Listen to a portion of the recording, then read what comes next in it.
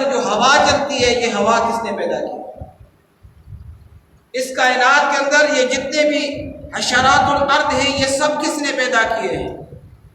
یہ فضا کس کی ہے؟ یہ زمین کس کی ہے؟ یہ آسمان کس کا ہے؟ یہ پانی کس کا ہے؟ اس ساری چیزوں کے سوالات اس قرآن مجید فرقان حمید کے اندر رب تعالیٰ نے ذکر فرمائے ہیں، اور فرمایا اے انسان تو کیا سمجھتا ہے یہ پوری کائنات کس کی ہے؟ تو جواب ملے گا جب اللہ رب العزت ان سے سوال کرے گا، جو قرآن کے اندر سوالات موجود ہیں، تو رب تعالیٰ کی بارگاہ میں وہ انسان جواب دے گا، کہے گا یا الہ العالمین یہ ساری کائنات تو نے پیدا کی۔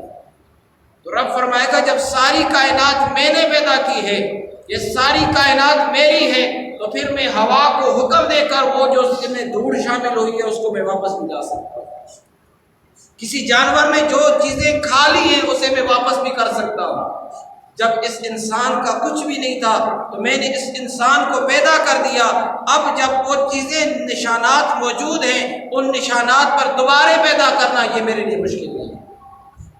اور سامعین محترم، اللہ رب العزت نے آخرت کی فکر دلانے کے لیے اللہ رب العزت نے اس بات کو واضح کیا، فرمایا اولم یر الانسان انا خلقناہ من نطفۃ، فرمایا کیا انسان اس چیز کو نہیں دیکھتا کہ میں نے اسے ایک نطفے سے پیدا کیا، ایک پانی سے پیدا کیا، وہ ہوا خصیم مبین، اس وقت اس کا جو ہے نام و نشان بھی نہیں تھا، اس وقت اس کی کوئی جو ہے اجزاء بھی موجود نہیں تھے، اس کا کچھ بھی نہیں تھا، اور میں نے اس انسان کو جو ہے اس نطفے سے پیدا کیا، اور فرمایا قل یحییھا الذی انشأھا اول مرہ، فرمایا اے انسان تو بتا کہ پہلی مرتبہ پیدا کرنا یہ مشکل تھا یا دوبارہ ان ہڈیوں پر پیدا کرنا یہ مشکل؟ اب تو ہی فیصلہ کر کہ جس رب نے تجھے پہلی مرتبہ پیدا فرمایا کہ جب تیرا نام و نشان نہیں تھا، تو اب دوبارہ ان نام و نشان پر پیدا کرنا اس رب کے لیے کیا مشکل ہے؟ قل هو الذی قل یحییھا الذی انشأھا اول مرہ، پہلی مرتبہ اس رب نے تجھے پیدا کر لیا، اب اس کے بعد دوسری مرتبہ یہ پیدا کرنا اس رب کے لیے مشکل نہیں۔ فرمایا وَهُوَ بِكُلِّ خَلْقٍ عَلِيمٌ، فرمایا اس کی پیدائش کے متعلق وہ ہر چیز جانتا ہے۔ اب مثال کے طور پر سمجھانے کے لیے، ایک بندے نے کوئی کام نہ کیا ہو تو اس کے لیے مشکل ہوتا ہے کہ یہ کام میں کیسے کروں، لیکن ایک بندے کا پیشہ ہو، ایک بندہ یہ اس کام کے اندر ماہر ہو، چاہے وہ فرنیچر بناتا ہے، چاہے وہ عمارت بناتا ہے، چاہے وہ جو ہے اسکول کے اندر پڑھاتا ہے، کسی بھی فیلڈ کے اندر کوئی ہے، اب جو جس چیز کے اندر ماہر ہے، اب اس نے جس چیز کے بارے میں سیکھا ہوا ہے اس چیز کو دوبارہ جو ہے اس چیز کو بنانا اس کے لیے مشکل نہیں ہوتا۔ عام سی مثال ہے، آپ کا موبائل خراب ہو جائے تو آپ کسی دکاندار کے پاس لے جاتے ہیں، جو اس کی بات سمجھتا ہے، اس موبائل کو سمجھتا ہے، اسے کہتے ہیں بھائی اس موبائل کے اندر دیکھیں کیا خرابی ہے، وہ دیکھتا ہے بھائی اس کے اندر کیا خرابی ہے، وہ ٹھیک ہونے کے قابل ہوتا ہے تو بتاتا ہے بھائی اس کو ٹھیک کر سکتے ہیں، اس میں اتنا خرچہ ہے۔ گاڑی ہے، مکان ہے، اسی طرح جو ہے اور چیزیں ہیں، تو یہ ساری چیزیں اس طرح جو اس کاریگر کے پاس جاتی ہیں ان کو دیکھ کر اس کی مرمت کر سکتا ہے۔ تو سامعین محترم، اللہ رب العزت نے اس انسان کو جب پہلی مرتبہ پیدا کیا اس کے کوئی نام و نشان نہیں تھا، اب دوبارہ ان نام و نشان پر، ان ہڈیوں پر، ان پوسیدہ چیزوں پر پیدا کرنا یہ اس رب کے لیے مشکل نہیں۔ اور سامعین محترم، یہ نہ سمجھنا کہ کل ہم رب کی بارگاہ میں حاضر نہیں ہو سکیں گے، کل اس کی بارگاہ میں ہم جا نہ سکیں گے۔ اسی طرح اللہ رب العزت نے فرمایا الذی جعل لکم من الشجر الاخضر نارا، فرمایا اے انسان کبھی تو نے اس بارے میں سوچا ہے کہ درختوں سے، سبز درختوں سے میں نے آگ کیسے پیدا کی ہے؟ ہم جو گھروں کے اندر لکڑی جلاتے ہیں، وہ لکڑی پہلے سبز تھی پھر خشک ہو گئی، اب اس کو آگ لگتی ہے، اسے جلاتی ہے۔ ایک لمحے کے لیے سوچ کہ اس آگ کو رب تعالیٰ نے کیسے پیدا کیا، وہ آگ کیسے پیدا ہو گئی؟ تو فرمایا جب تو اس آگ کے بارے میں سوچے گا اس میں میری نشانیاں چھپی ہیں، اس میں میری جو ہے ساری چیزیں چھپی ہوئی ہیں۔ اولیس الذی خلق السماوات والارض بقادر علی ان یخلق مثلہم، فرمایا تو اس بارے میں کیوں نہیں سوچتا کہ جب زمین و آسمان میں نے بنا دیے ہیں، اتنا بڑا آسمان بنا دیا ہے، اتنی بڑی زمین بنا دی ہے، جب میں رب اس آسمان کے بنانے پہ قادر ہوں، اس زمین کے بنانے پہ قادر ہوں، ان یخلق مثلہم، پھر اس کی مثل دوبارہ پیدا کرنا یہ میرے لیے کوئی مشکل کام ہے۔ بلا وهو الخلاق العلیم، فرمایا بے شک وہ پیدا کرنے والا، تخلیق کرنے والا اور جاننے والا ہے۔ سامعین محترم، اللہ رب العزت نے اس بات کو واضح کیا، فرمایا میرے لیے مشکل نہیں ہے، تم جب کوئی کام کرنے لگو تمہارے لیے ہفتے لگ سکتے ہیں، تمہارے لیے دن لگ سکتے ہیں، تمہارے لیے مہینے لگ سکتے ہیں، تمہارے لیے سال لگ سکتے ہیں، لیکن جب میں کوئی کام کرنا چاہتا ہوں، کسی کام کا ارادہ کرتا ہوں، انما امرہ اذا اراد شیئا، فرمایا جب میں ارادہ کر لیتا ہوں کہ میں نے یہ کام کرنا ہے تو پھر میں اس کے لیے صرف حکم دیتا ہوں، امرہ میں صرف اس کا حکم دیتا ہوں، ان یقول لہ کن، میں اس کے لیے کہتا ہوں ہو جا، فیکون، تو وہ چیز ہو جاتی ہے۔ فرمایا کوئی چیز تمہیں بنانی ہو تو تمہیں ہفتے لگ جاتے ہیں، تمہیں بنانی ہو تو مہینے لگ جاتے ہیں، تمہیں بنانی ہو تو سال لگ جاتے ہیں۔ فرمایا میری شان یہ ہے، میرا مقام یہ ہے، میرا رتبہ یہ ہے، میرا کمال یہ ہے، میری قدرت یہ ہے، میری جو ہے تخلیق یہ ہے، میری جو ہے وہابیت یہ ہے، میری جو ہے قہاریت یہ ہے، میری رحمانیت یہ ہے کہ جب میں کسی کام کا کرنے کا ارادہ کر لیتا ہوں تو یہ میری قدرت ہے، میں اس کو صرف حکم دیتا ہوں اور کن کہتا ہوں، فیکون، وہ چیز بن جاتی ہے۔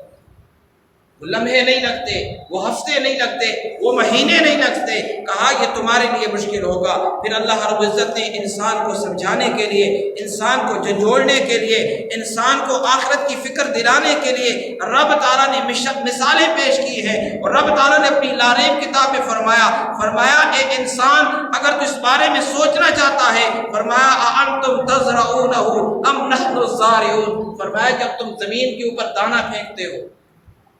اب صرف اس بارے میں سوچیں کہ جو دانہ ہم نے ڈالا ہے وہ دانہ کہاں سے آیا۔ ہم گندم کی فصل لگاتے ہیں تو وہ گندم کا دانہ کہاں سے آیا؟ تو جواب ملے گا جی پچھلے سال ہم نے گندم لگائی تھی، اس میں یہ دانے بچ گئے تھے، یہ دانہ میں زمین میں ڈال رہا ہوں۔ اب اس سے پوچھو جو پچھلے سال تمہاری گندم ہوئی تھی وہ دانہ کہاں سے آیا؟ تو جواب ملے گا اس سے پچھلے سال کی گندم ہے۔ پھر آپ پوچھتے جائیں، یہ چلتے جائیں پیچھے، سال پیچھے چلتے چلتے ایک لمحہ وہ آئے گا کہ جب وہ دانہ رہ جائے گا جسے رب نے پیدا کیا۔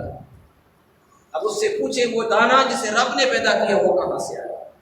تمہارے پاس تو دانے تھے، ان دانوں کو زمین میں ڈالا تو فصل نکل آئی، اس میں دانے نکل گئے، لیکن رب تعالیٰ نے جو دانہ پہلی مرتبہ پیدا کیا اس وقت تو جو ہے فصل نہیں تھی، وہ دانہ جو پہلی مرتبہ رب نے پیدا کیا وہ کہاں سے پیدا کیا؟ تو پھر سامعین محترم علماء کرام لکھتے ہیں جب انسان لاجواب ہو جائے، اسے اس بات کو ماننے کے سوا کوئی چارہ نہ رہے کہ جس رب نے پہلی مرتبہ اس دانے کو پیدا کیا، اب اس دانے سے دوبارہ دانوں کو پیدا کرنا اس رب کے لیے مشکل نہیں، تو پھر اس بارے میں اللہ رب العزت کا اتنا شکر بھی بنتا ہے۔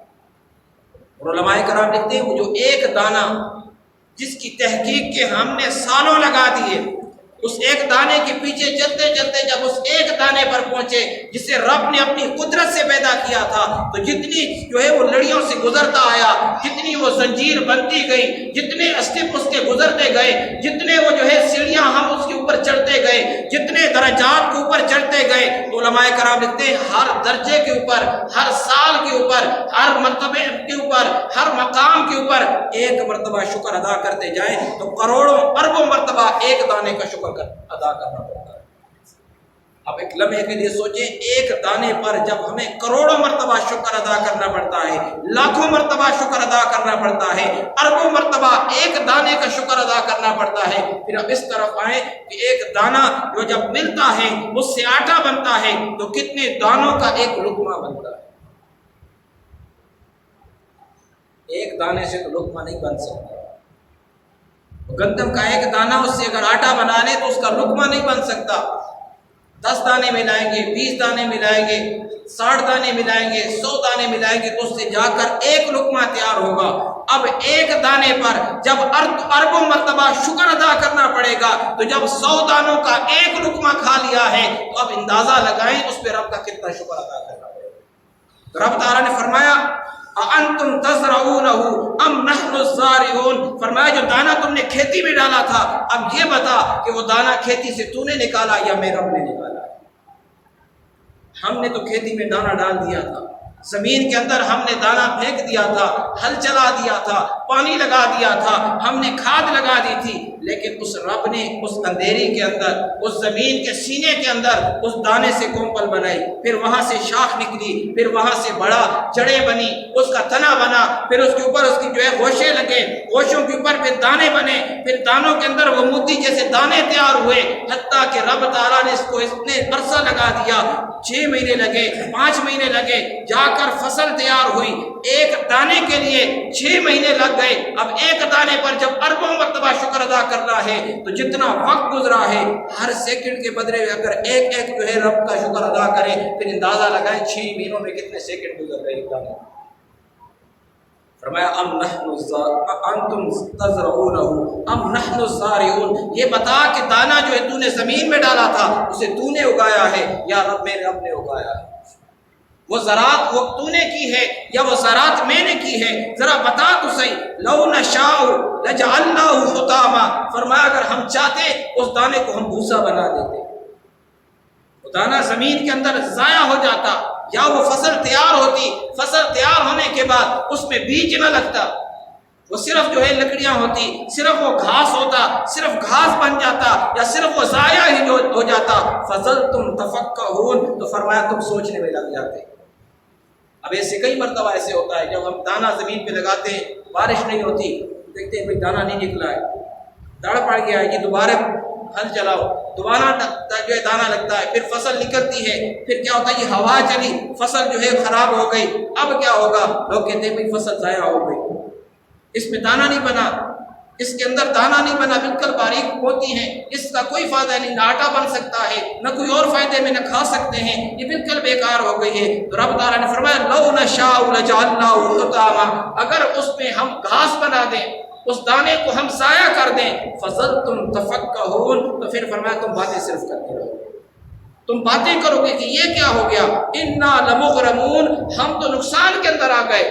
ہمیں تو نقصان ہو گیا، بل نحن محرومون، ہم تو جو ہے محروم ہو گئے، ہماری فصل تباہ ہو گئی، ہم تو برباد ہو گئے، ہم ہلاک ہو گئے، اس طرح تم باتیں کرو گے۔ اے انسان جب اس وقت پچھتاؤ گے جب دانہ زمین میں ڈالا تھا، اب ذرا یہ تو بتاؤ انتم تزرعونہ ام نحن الزارعون،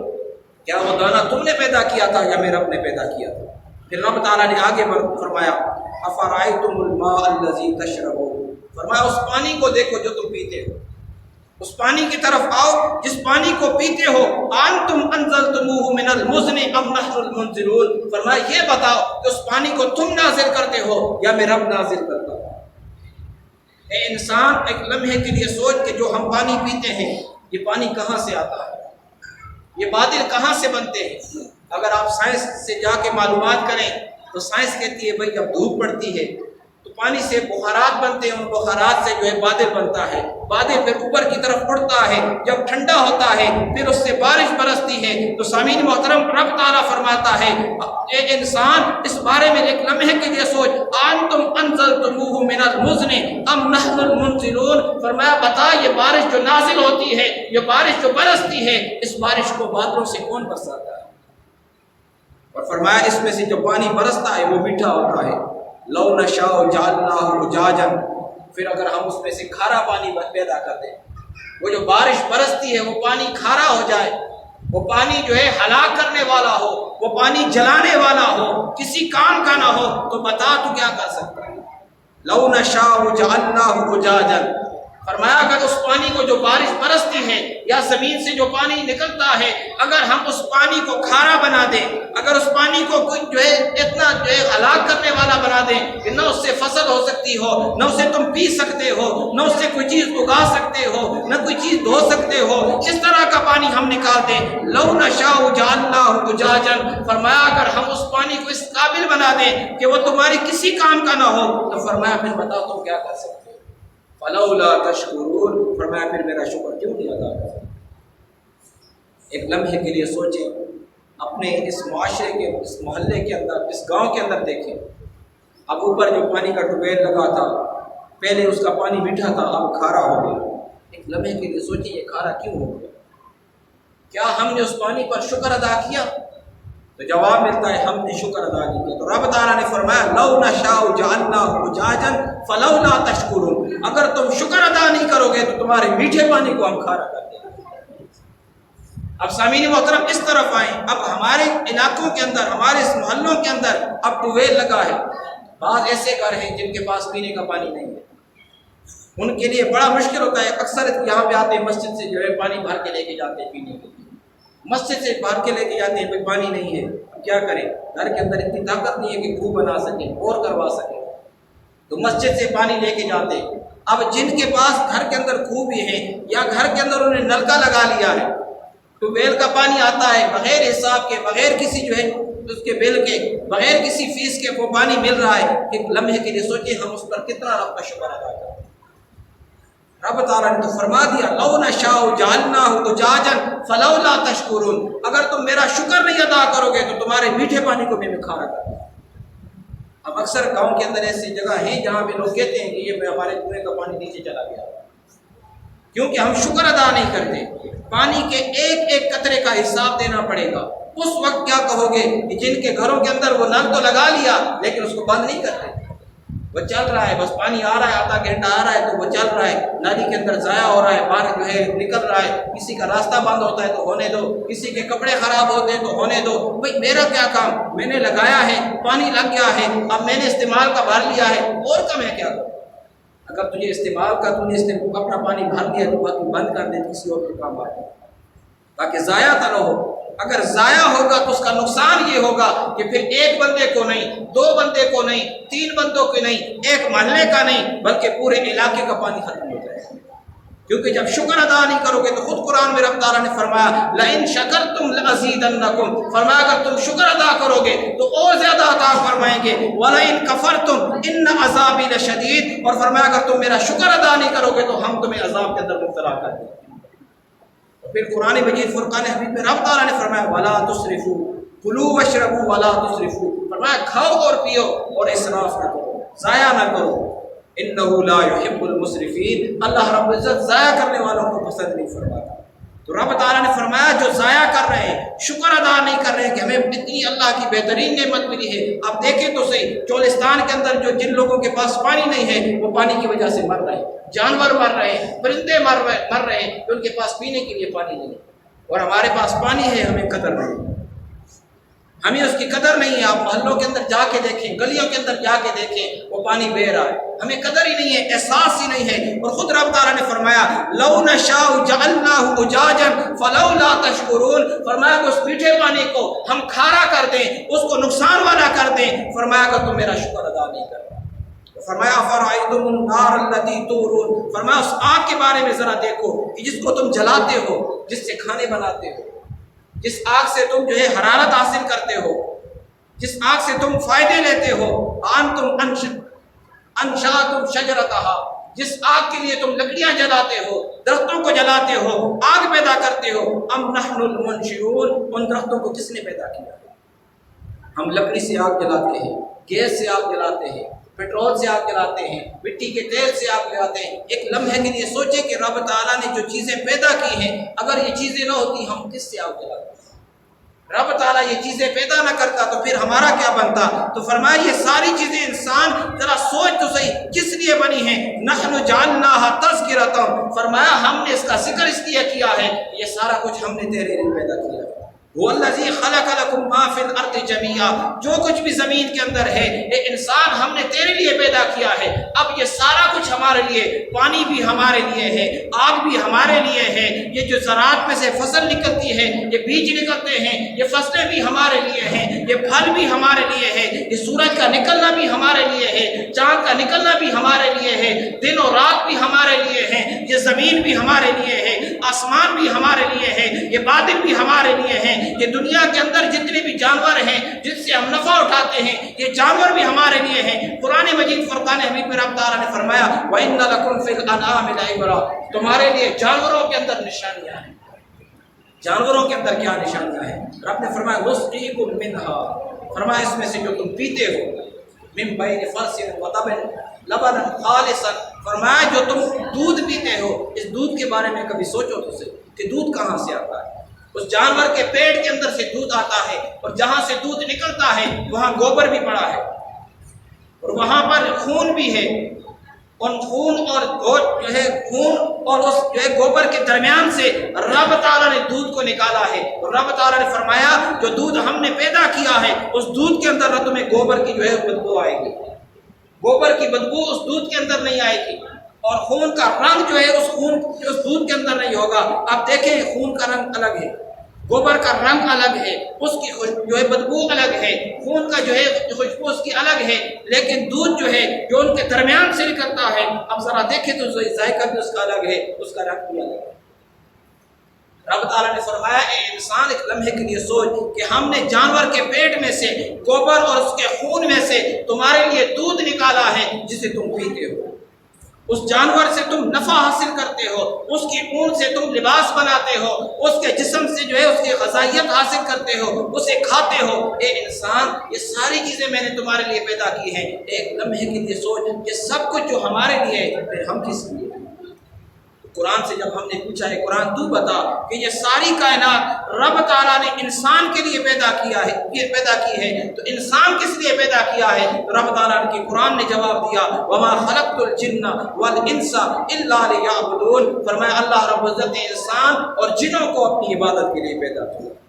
ہر چیز اپنا کام کر رہی ہے، صرف انسان ہے جس نے اپنا کام چھوڑ دیا. صرف انسان ہے جس مقصد کے لیے آیا اس نے اپنے مقصد کو بلا دیا ہے. انسان ہے جس مقصد کے لیے رب نے پیدا کیا ہے اس مقصد کو چھوڑ دیا ہے. گائے اب بھی دودھ دیتی ہے، زمین میں دانہ ڈالو تو فصل نکل آتی ہے، بارش برستی ہے تو پانی میٹھا ہوتا ہے. اب ذرا دیکھیں تو صحیح، ہم جو ہے آگ پہ چیزیں بناتے ہیں، اس کے ذائقے بنتے ہیں، ہر چیز ہمیں نفع دے رہی ہے، ہر چیز جس مقصد کے لیے رب نے پیدا کیا اس مقصد کو پورا کر رہی ہے. لیکن انسان اپنے مقصد سے ہٹ چکا ہے، اپنے مقصد کو بلا چکا ہے. تو رب تعالیٰ نے فرمایا ان اللہ سریع الحساب، بے شک اللہ رب العزت بہت جلد حساب لینے والا ہے. پھر جب حساب ہوگا پھر یہ موقع ہاتھ نہیں آئے گا، پھر دوبارہ یہ زندگی نہیں دی جائے گی، پھر یہ سوچنے کا موقع نہیں ملے گا کہ ہم دنیا میں دوبارہ چلے جائیں اس کی عبادت کریں. اب اس موقع کو غنیمت جانے، اس زندگی کو غنیمت جانے، جو زندگی ملی ہے اس میں رب تعالیٰ کو راضی کر لیں.